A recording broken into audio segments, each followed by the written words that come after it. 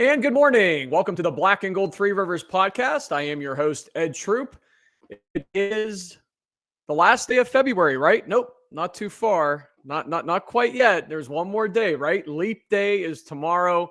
But before you celebrate your Leap Day, let's talk some Pittsburgh sports. And joining me here on the podcast, as he is each and every week, is my good friend Brian Carruthers. Brian, happy Leap Day Eve, I guess. Yeah, I saw you kind of have like a existential crisis there for a minute when you were going to say this is the last day, and then something went wrong with your brain. I thought we were going to see the wires fry for a second. Yeah, for a second, I'm like, wait a minute, it's not the last day. This is leap year this year. So, are you doing anything fun for leap year day? Well, you get an extra day, right? I did go to high school with two girls who both had leap year birthdays, and it was always like the joke, "I'm 4 years old." Is that anything really? I mean, you'll hear them tomorrow. Someone will put something on social media that says, "Hey guys, it's my 5th birthday." Yeah. Or, "Hey guys, I'm 7 years old today," but really they're 50. Well, leap year jokes. Let's see if our special guest for this week has any leap year jokes. Joining us here on the podcast is Paul Alexander. There he is. Paul, good morning to you. Good morning. Any leap year references or leap day references you want to talk about? Like Brian, I had a buddy that was born, on February 29th. So yeah, the leap year birthday jokes. But my car inspection is due in February, and the first appointment I could get was tomorrow. So where would I be without the extra day this year? I'd be in a bad situation, man. And Paul, you're such a nice person, the nicest guy in Pittsburgh sports. But let's be honest. This leap year, I'm 5 years old. Yeah, it's not that funny. It isn't funny. It's stupid. It is. It really is. And that's coming from the nicest person in Pittsburgh sports, you. Right. And if that's your birthday, you know what? That's your problem, not mine. It's not even. It's not my problem. We're two very nice guys. It's not a big deal. I don't know. The older I get, the less nice I am, I have to admit. Okay, I totally understand that. The filter and the tolerance for stupidity and idiocy just kind of wanes. Right, I'm not there yet. I'm just at cold. I hate cold, but the cold makes me angry. So I guess we're on the same path. Exactly. Yeah, exactly. Well, gentlemen, let's kick the show off and talk a little Bucko baseball. It's Brian's favorite subject. We're a couple games into the spring training season for the Pirates. And yesterday was an exciting day for the Pirates. They get their first spring training victory on the young spring training season. Grapefruit League play. 0-3 going into yesterday. They beat the Braves 13-4. But the reason why I bring this up is Pirates had a big day at the plate. Lots of home runs leaving the field yesterday. As a team, they hit 4 home runs. And they were exciting yesterday, right? 13-4, they beat the Braves. Let's get your thoughts on the early, and I mean very early, it's still February, right? As we talked about at the top of the show. But what do you think about your 2024 Pittsburgh Pirates so far, Paul? It was a very uninspiring offseason. There were a lot of needs that weren't addressed. They've had some pitching issues as far as injuries. There were a lot of pretty decent free agents available as far as starters go, and the Pirates acted like, no, we're fine. We don't need anything. We're good. We're fine. The signing of Mitch Keller was encouraging. He took a very, if you want to sign a long-term deal with the Pirates, it's going to be very Pirate friendly. And $77 million over 5 years. If he ends up being an ace and the kind of guy that everyone wants him to be, like Brian Hayes, he'll be a bargain. And if you've noticed, O'Neal Cruz, he's basically scoffed at their their attempts to lock him up long term, because when you're 6'7", and you have a bat speed of like 6,000 miles an hour, and you throw from short to first at like 130 miles an hour, and you run like a 4.3 40, you're not going to jump at that first offer to be signed long term and be a bargain for the Pirates. So in that article that came out recently, it wasn't actually shedding any light in the Athletic, but what it did, it just exposed that the Pirates don't really have that much of a real intense desire to compete and win. And that's just, to me, why get into sports? I mean, granted, Mark Cuban said it best. If they're going to put $9 million in my pocket every year of profit, and all I'm going to have to deal with is Pirate fans hating me, sign me up. Easy. Sign me You know, up. I'm in. But Paul, the new flavor is that Nutting had his press conference with Keller, and it was in that Athletic article as well. Winning from within, and that's the new theme. But winning from within is like the family at church that looks good. You don't know what's going on at home, and the idea of is anything good going on at home? We already know it's not. So it's a strategy, but I feel like it's being overexposed. Well, sadly, what we see is every Pirate that has ability and goes somewhere else thrives. Mhm. So the model is Tampa Bay. They have a very small payroll, but their ability to draft and develop and then add when needed, that's the model. But the add when needed never happens here. The No. add when needed doesn't occur because that requires spending money. And the guy's worth over $1 billion. I don't know where he's going to take it, what he's going to do with it, but What money he's isn't gonna do everything. with it. It's not, but Right. you have to have at least a strategy to be better than, say, 500. I mean, if that's the goal, then what you need to do is bring Mike Tomlin over as the manager of the Pirates, and then Paul, have we're starting confetti, out hot, man. then We're have starting out confetti hot. every year when you're 500 and above. Because you know what? I don't know if you guys knew this or not, but I might be breaking news here. Mike Tomlin has never had a losing season. What? Is that right? The Didn't know Pirates, that. on the other hand, they've had a few. So if we would merge the two together, we might have something. Well, Quite- what's interesting is as well, just to briefly go back onto that article that the Athletic did, there's all these takeaways in it that talk about, how badly run this organization is. And it all starts with no money. The part that's most shocking, it wasn't like we can build Bradenton up, but we can't get pitching. The most shocking part to me is the situation with the Double-A batting coach that Key Brian Hayes went back to and secretly went to, and other people said they've secretly gone to because they don't want to go to the major league batting coach who's below par but is getting paid for what he's worth. And then we fired him. Yeah. That's unbelievable. Get out. That's I mean, what- unbelievable. Is it though?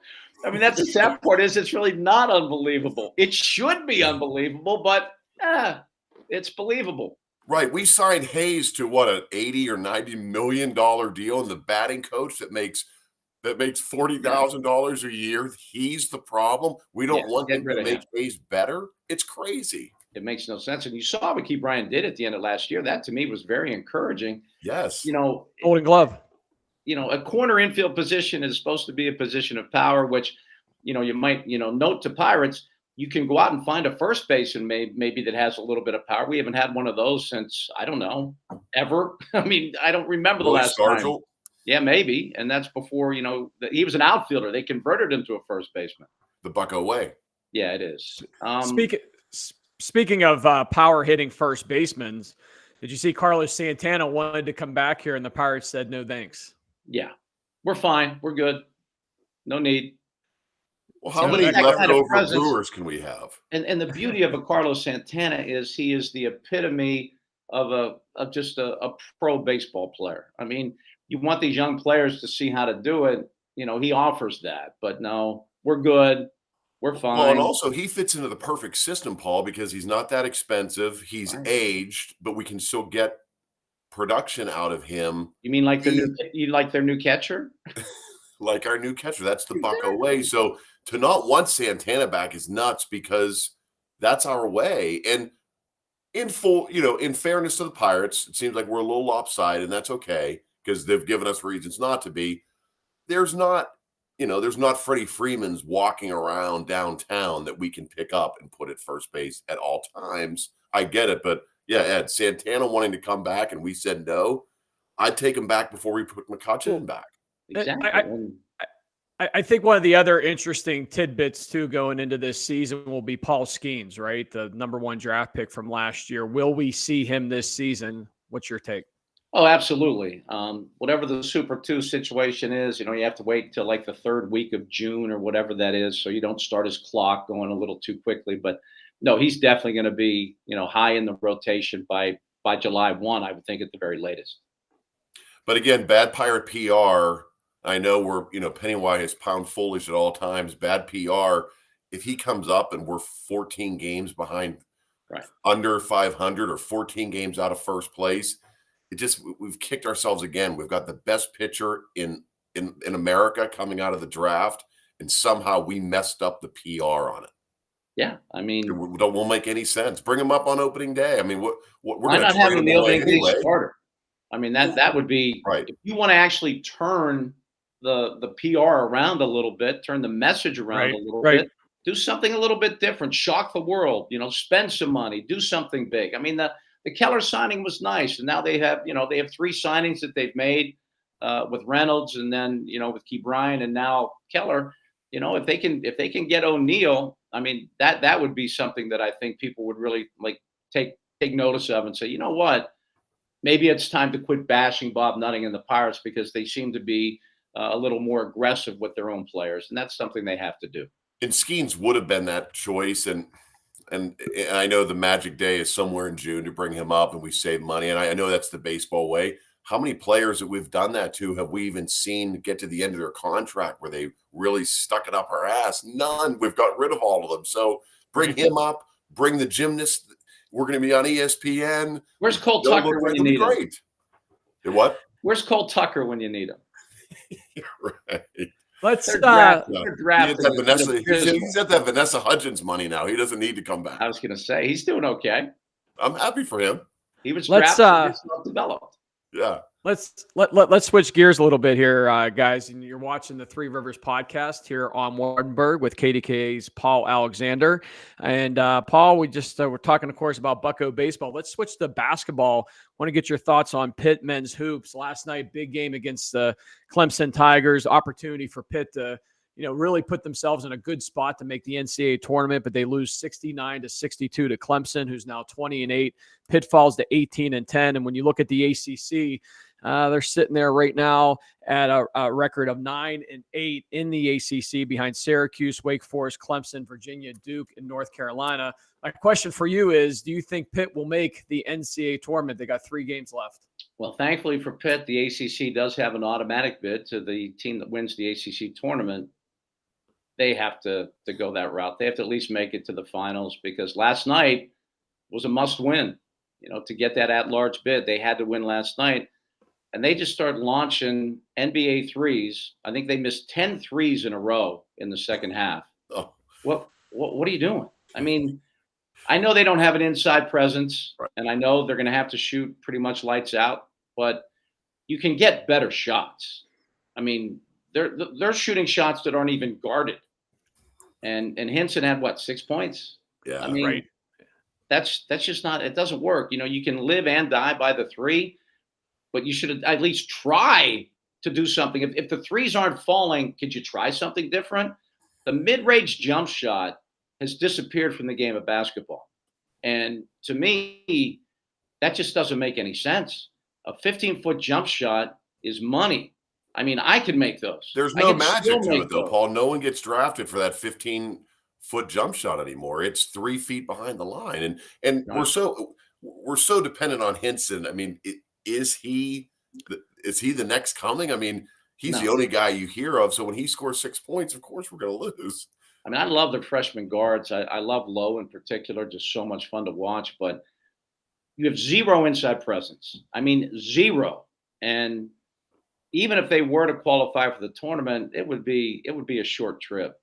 And I mean, I don't even know where to go with college basketball now, because you don't necessarily care about your recruiting class, because, if the freshman that comes in that was the lauded, can't miss guy isn't happy, doesn't like Permane sandwiches or doesn't like Oakland, he's in the portal.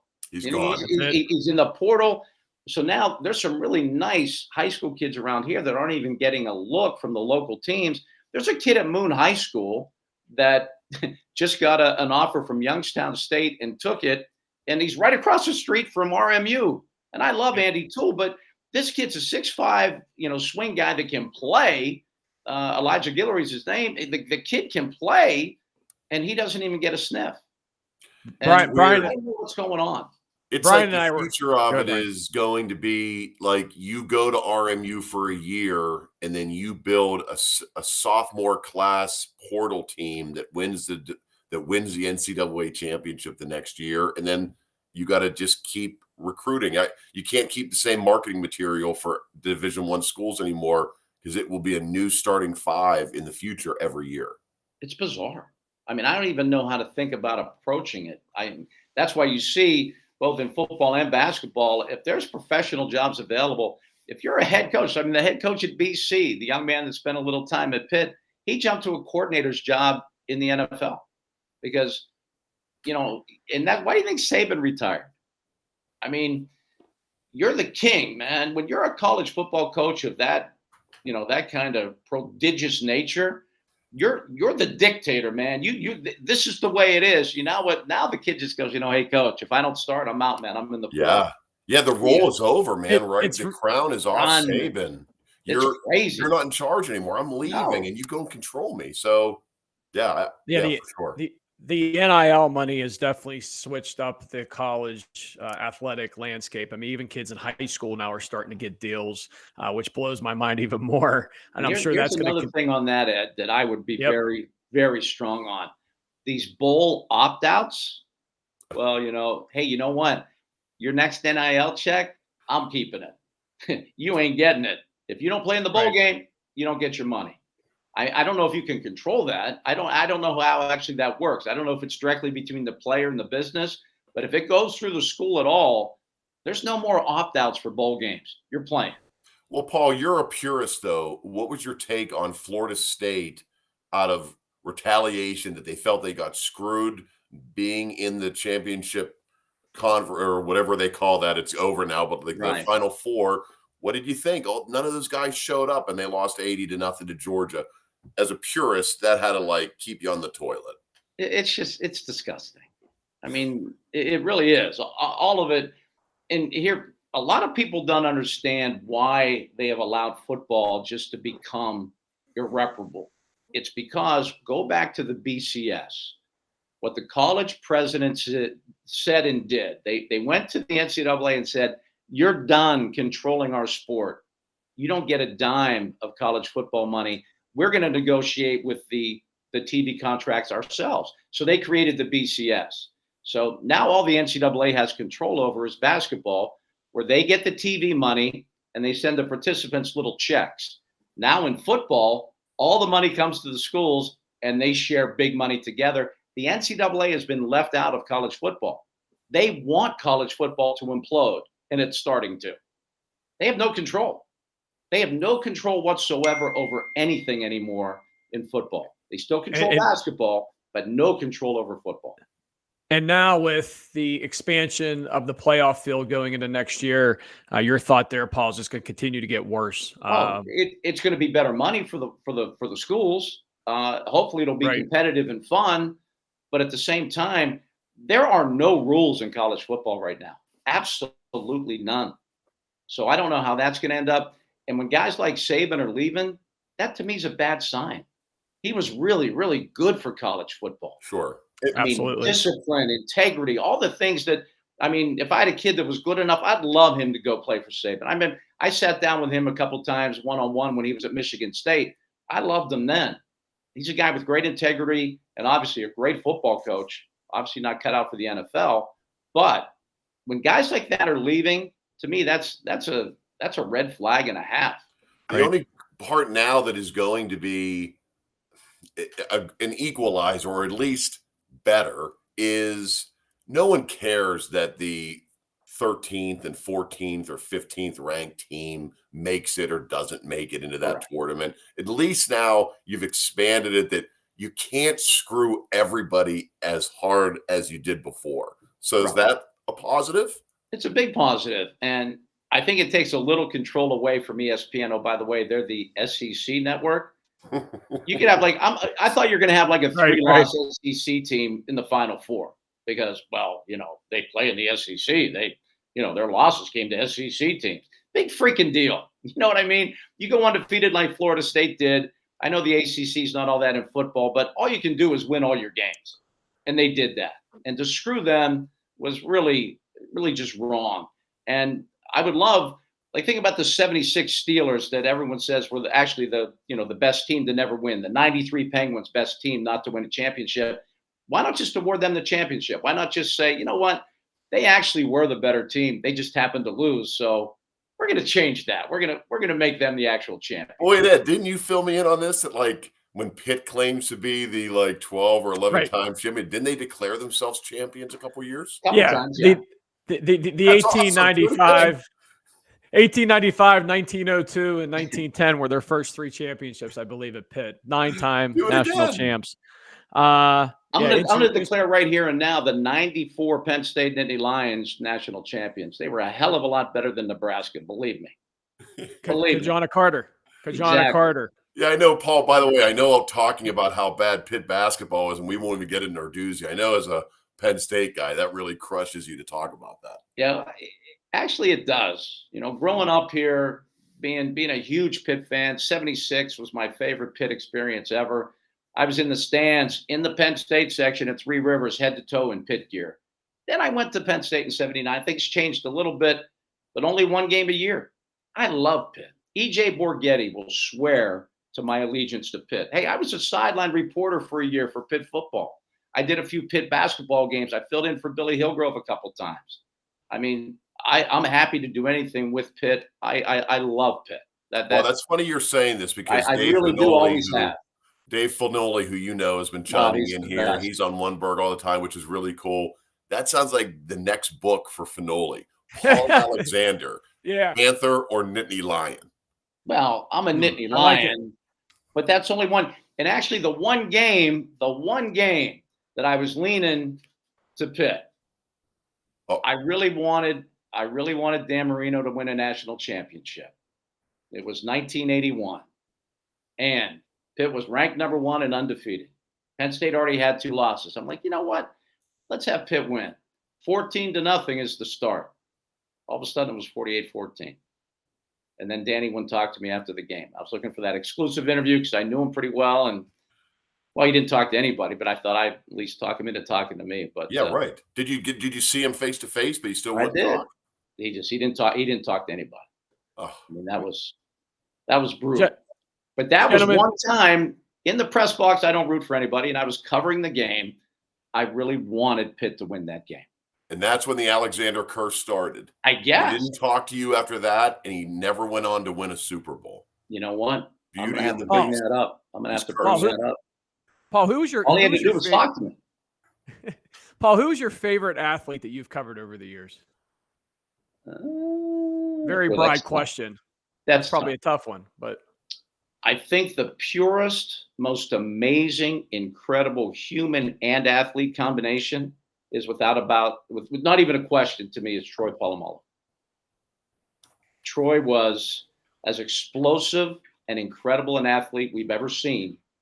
And when he was not on the field of play, he was the most kind, gentle, unbelievable human that you could ever be around. So humble, just an amazing, amazing athlete. So he would have to be right up there with me. And Mario Lemieux is certainly there as well. Along with Sidney. See, I could go on and on. You've covered everybody. Is it just that how do these guys go by so fast? Is it because when they win, you're on this like whirlwind with them of excitement, and you're basically in love with these teams, and it's so exciting? I feel like Mitch Trubisky was our quarterback for 17 years.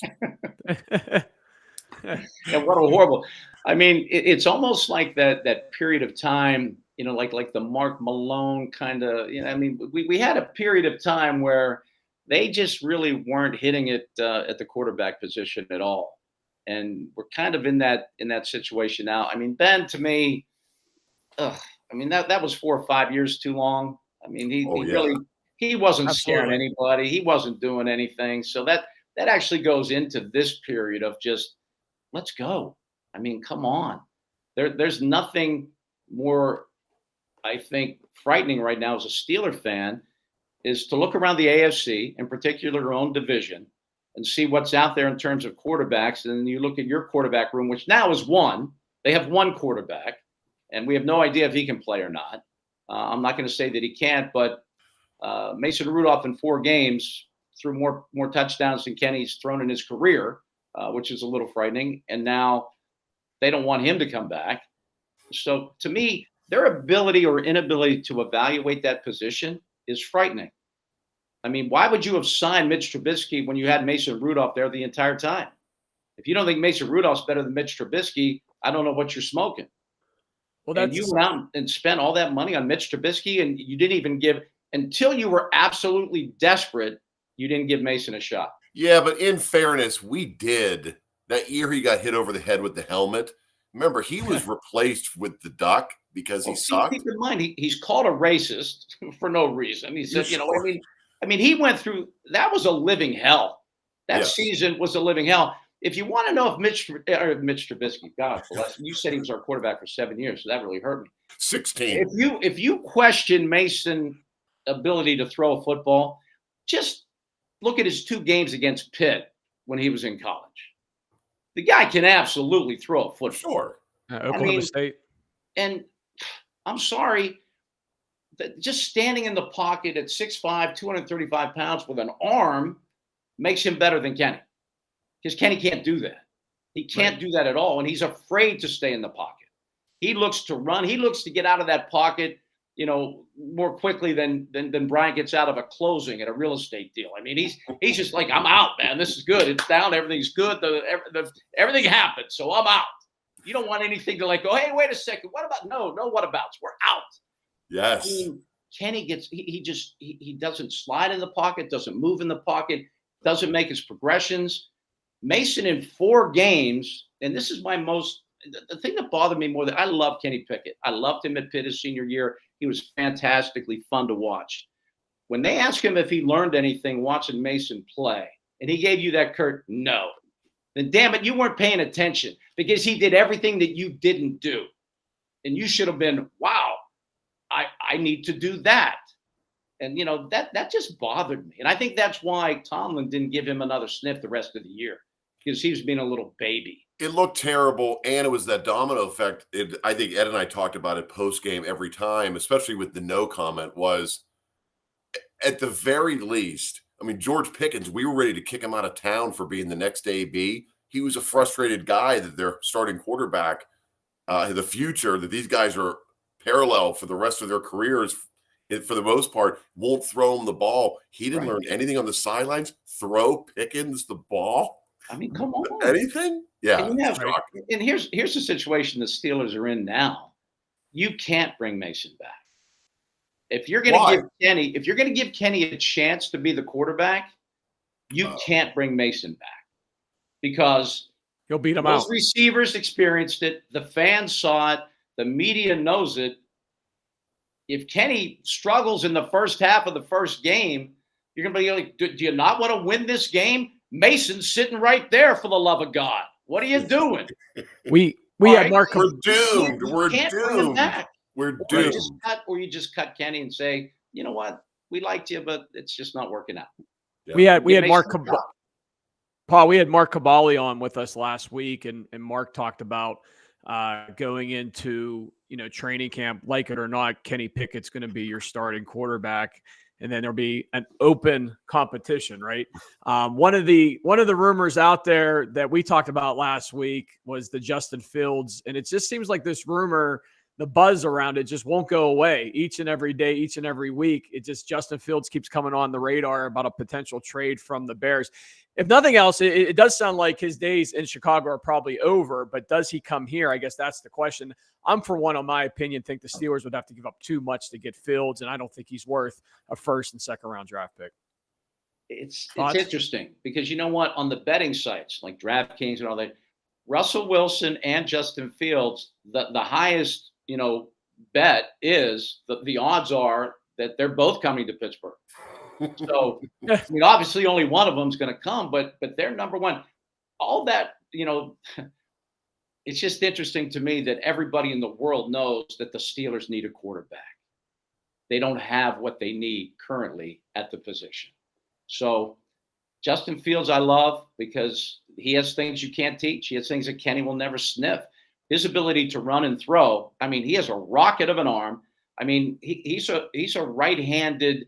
Who am I trying to think of? Who was the Ed Troop? Yeah, exactly. Neil O'Donnell? No. He was like a video game. He came to the Steelers for a minute. Michael Vick. Yes, Michael Vick. He's a right-handed Michael Vick. Now, agreed. I'm not sure. I mean, Michael Vick didn't win a whole lot.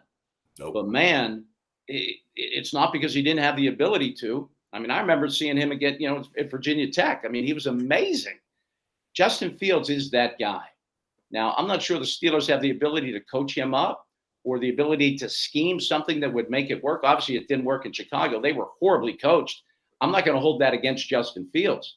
I think that his abilities, which we saw at Ohio State, are legitimate. We also know that Russell Wilson has legitimate talent. He threw 26 touchdown passes last year in an off year. How long is it going to take Kenny Pickett to throw 26 touchdown passes? 26 years? But Paul, do you think like this is a patience problem with the quarterback? I mean, I know this is a Tomlin issue as well and an Omar Khan issue and all those things. But when you go back, Trubisky was brought in and we paid him a bunch of money and he was going to be the bridge, right? After the Ben bridge. And then we draft Pickett for some reason, maybe because Tomlin knew all him the intangibles. It made no sense, right? So then we have him. Then within 2 weeks, the crowd's chanting, "We want Kenny," and just amazingly, they got what they wanted. And a half. Now it's like, then we want Mason, we want Kenny again, we want Trubisky. Like, or do the Steelers just have a patience problem? No, they have a lack of ability problem. I mean, I think it was Bill Walsh that said, in 25 games, you'll know what you have at quarterback. If you see a kid play 25 games, you'll know. What do we know about Kenny after 25 games?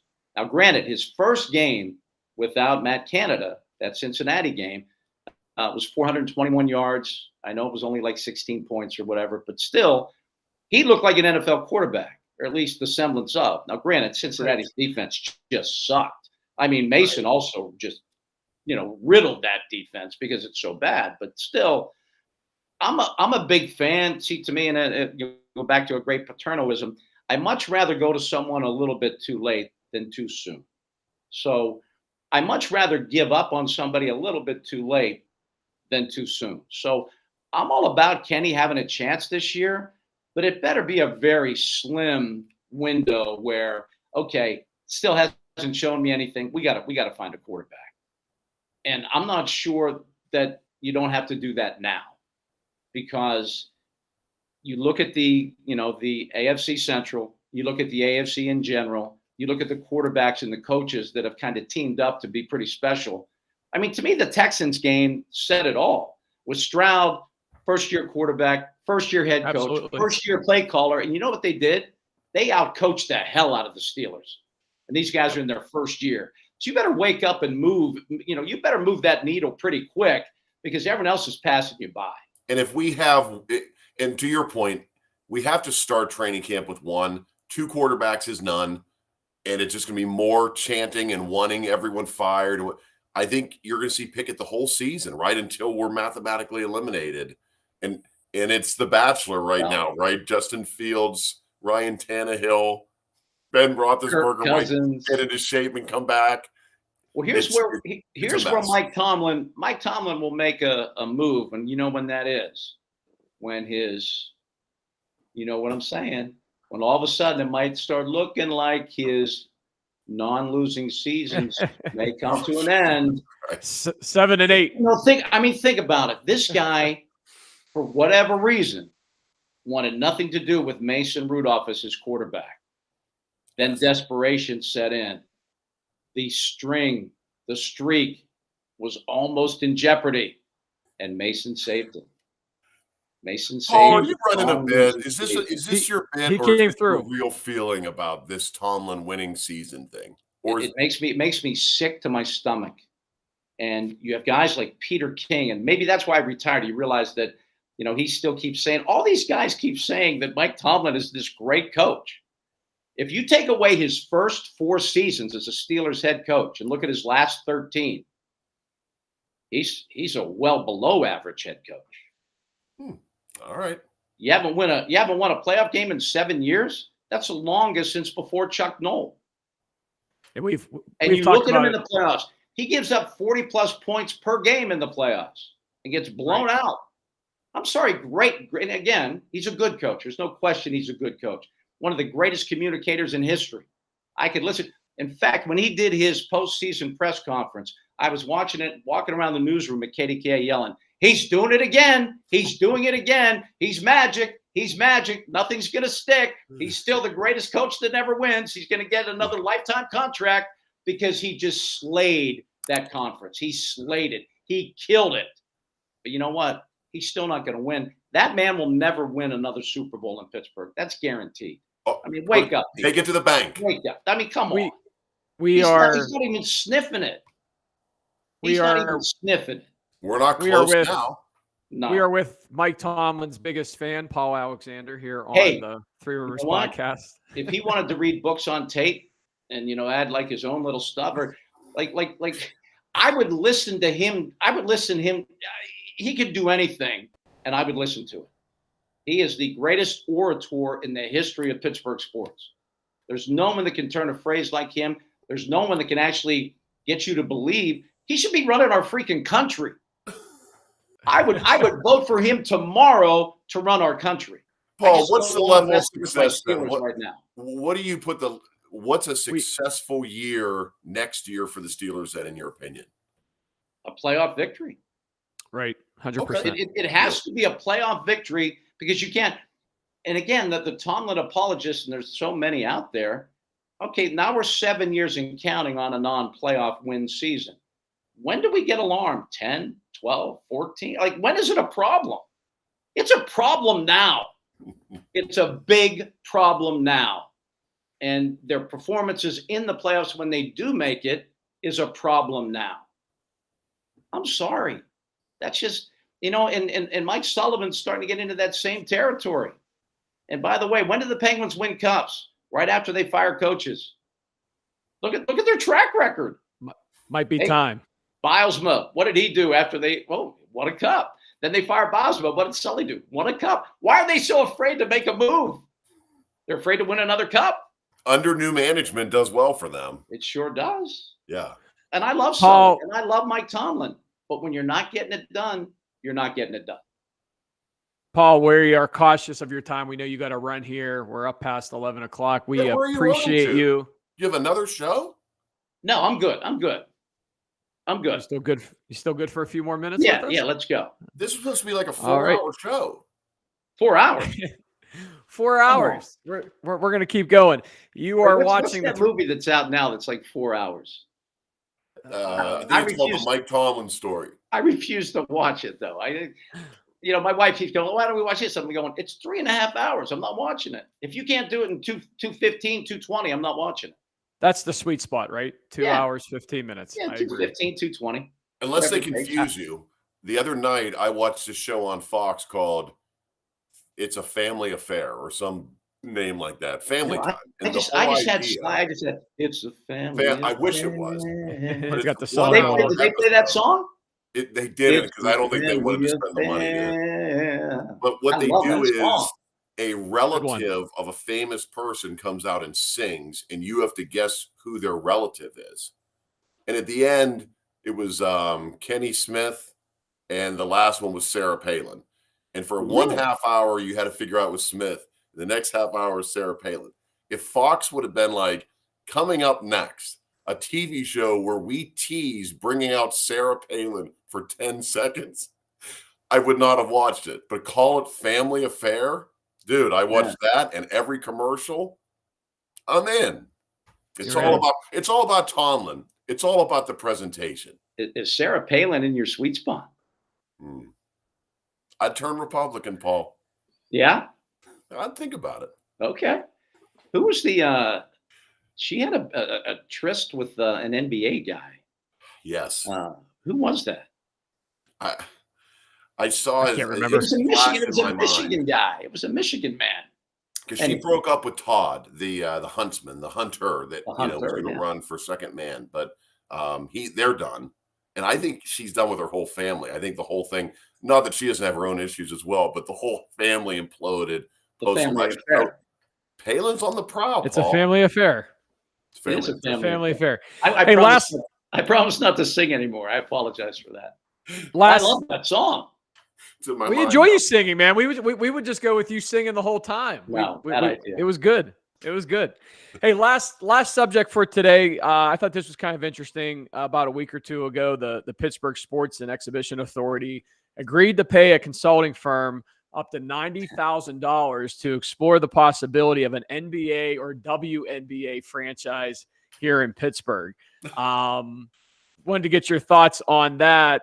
We were talking basketball a little bit earlier, of course, but could Pittsburgh potentially support a WNBA or NBA team?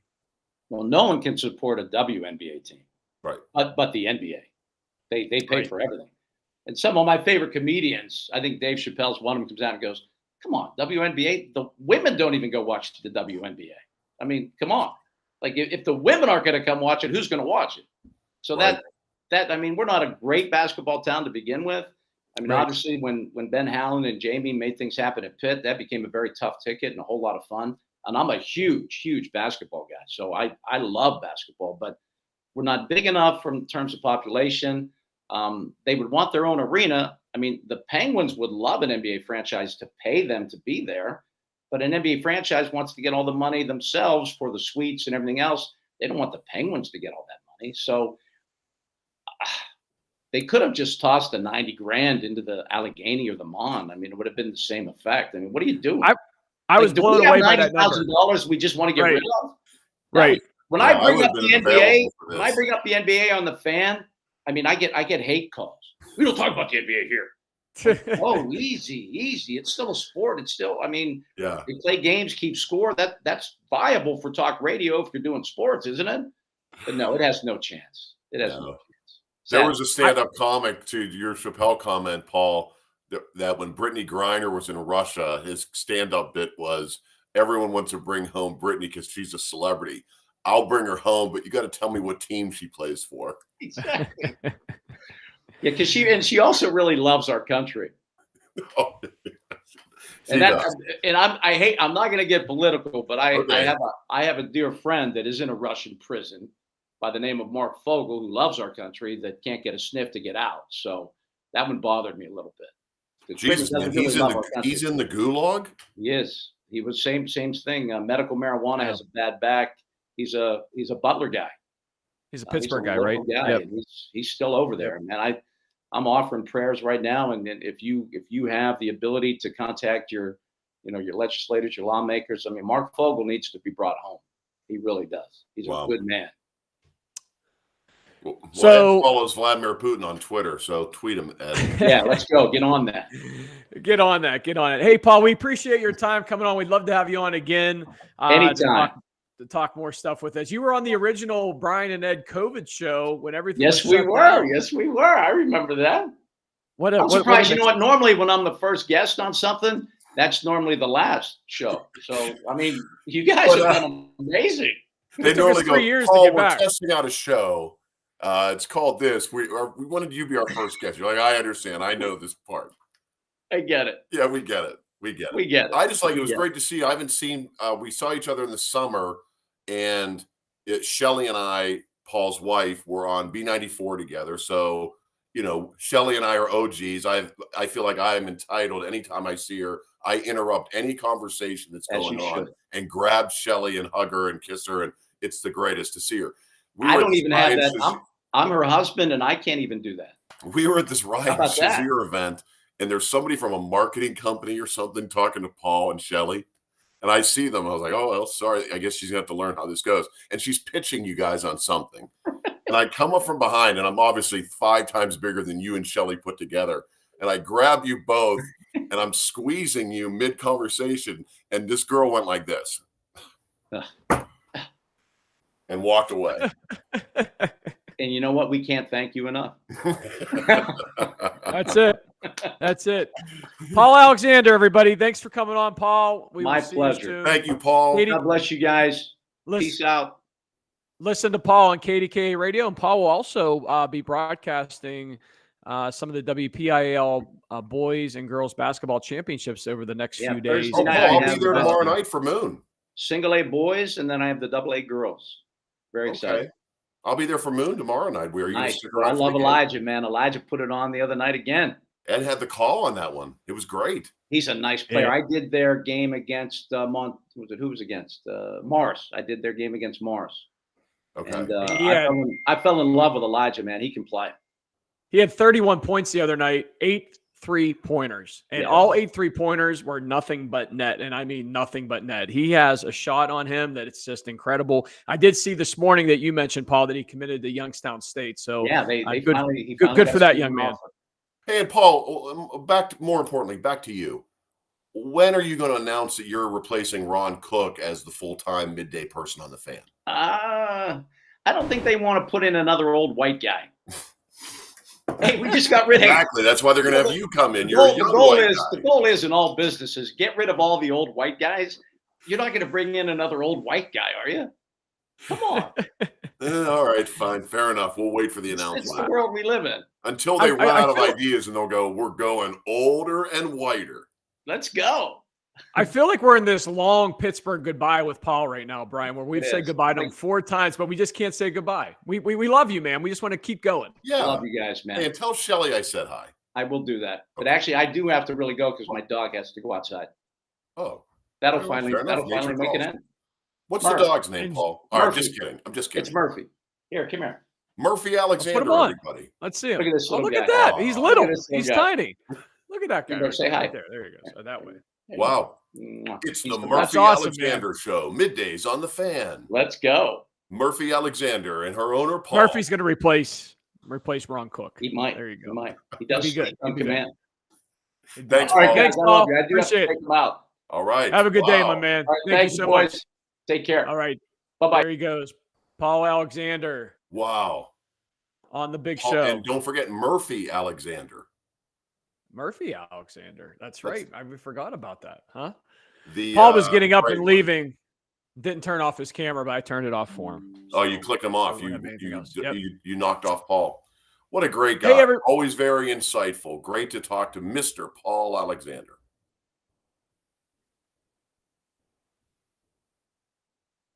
And Brian, we will be back on Friday morning for the Oneberg Week in Review. Friday morning at 9 a.m. Have we confirmed our special guest? Yes. Friday morning at 9, Oneberg 1 week. Can't wait to talk to him again. The lead singer of the Clarks, Scott Blasey, will be here. He has a new 3-song. I guess do they still call them EPs? Is that like even a thing? I don't know, but it's like a mini album that's now out. Good music. I was able to check it out yesterday, and so he'll be on to talk to us. This is like Nice Week on Oneberg because Paul Alexander is Mr. Nice, although he's not a Brittany Griner fan, so maybe she doesn't think he's nice. And then Scott Blasey is like the nicest guy in Pittsburgh music. So this is just a nice roller coaster. It's a big week, man. It's a big week here on Oneberg. So make sure you check out that Friday morning at 9 o'clock. And that's going to do it for our Three Rivers podcast for today. For Brian Carruthers, I'm Ed Troop. We will see you next week here on The Big Show. Have a great day, everybody.